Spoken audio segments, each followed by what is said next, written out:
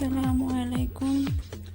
সবাই কেমন আছেন? আশা করি আল্লাহর রহমতে সবাই ভালো আছেন। তো আমি আজকে নতুন একটা রেসিপি নিয়ে আসলাম।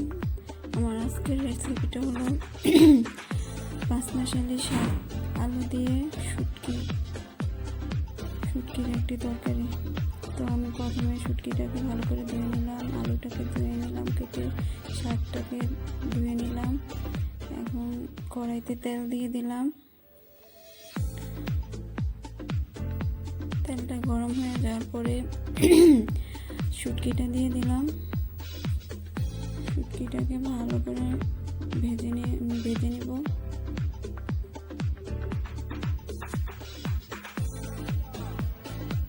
শুটকিটা ভালো করে ভেজে নিতে হবে। শুটকিটা ভেজে নেওয়ার পরে লবণ দিয়ে দিলাম। তারপর হলুদ পাউডার দিয়ে দিলাম, রসুন বাটা দিয়ে দিলাম, 2 চা চামচ রসুন বাটা দিয়ে ভালো করে নেড়ে চেড়ে কষিয়ে নেব।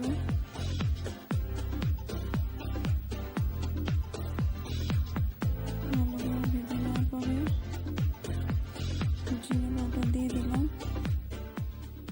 জিরা বাটা দিয়ে একটু নেড়ে ছেড়ে দিলাম। সামান্য একটু পানি দিয়ে মশলাটাকে শুটকিটাকে ভালো করে কষিয়ে নেব।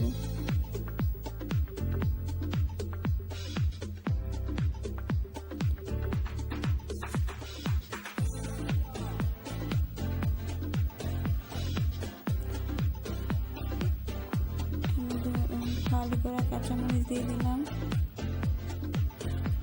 মরিচের গুঁড়ো দিয়ে দিলাম,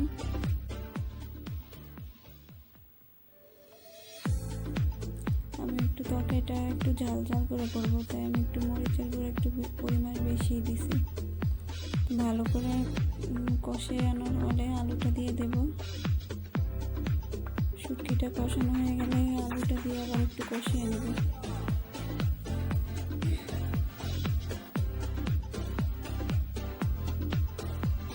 আলুটা শুটকির সাথে কষিয়ে নিয়ে ভালো করে কষিয়ে নেব।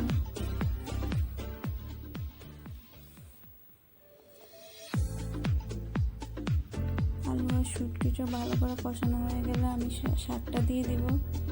এখানে পাঁচমিশালি শাক নিয়েছি আমি।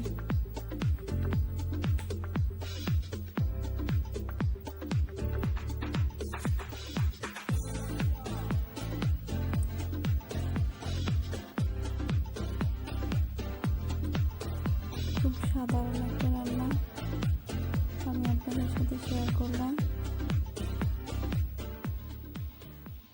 এখন আমি ঢাকনা দিয়ে দিলাম, ঢাকনাটা তুলে নিলাম।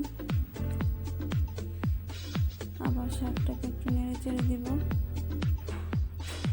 শাকটা থেকে পানি বেরোচ্ছে, এটার থেকে আমি কষিয়ে নিতেছি।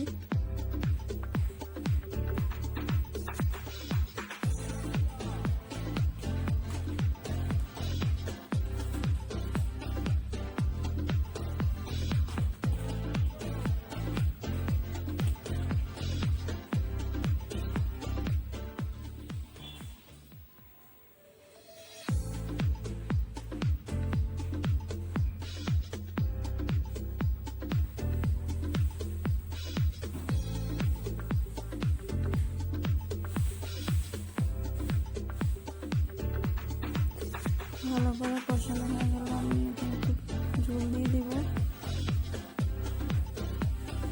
আমি শাকটা একদম শুকনো করবো না, একটু ঝোল রাখবো, মাখা ঝোল।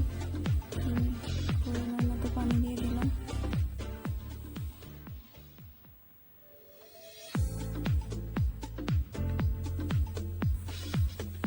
এখন তরকারিটাকে একটু জাল দিয়ে মাখা করে নেব।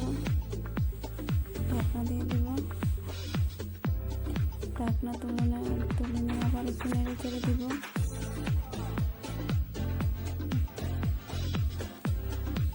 আমি একটু তরকারিটা মাখা করে রান্না করলাম।